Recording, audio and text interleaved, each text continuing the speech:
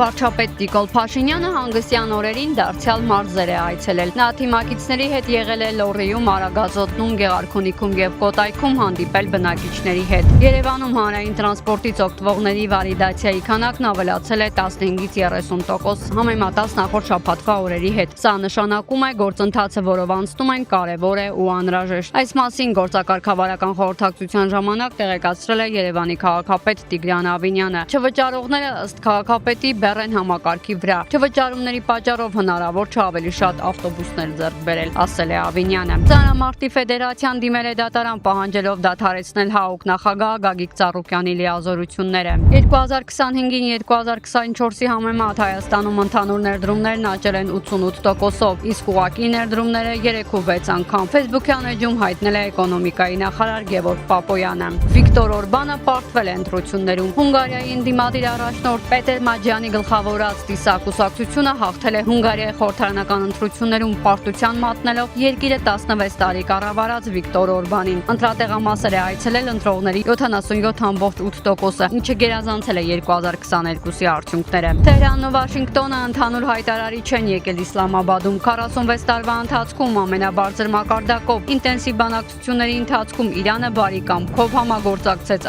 ԱՄՆ-ի հետ պատերազմը դադարեցնելու համար։ Սակայն երբ ընդամենը մի քանի սանտիմետր հեռավորության վրա էինք Իսլամաբադի փոխըմբռնման հուշագրից, մենք հանդիպեցինք փոփոխվող նպատակագետերի եւ շրջափակման հայտարարել է Իրանի արտաքին գործերի նախարարը։ Միացյալ Նահանգները այսօր կսկսի Իրանի նավահանգիստներ մտնող կամ դուրս եկող նավերի շրջափակումը, ասել է ԱՄՆ նախագահ Դոնալդ Թրամփը։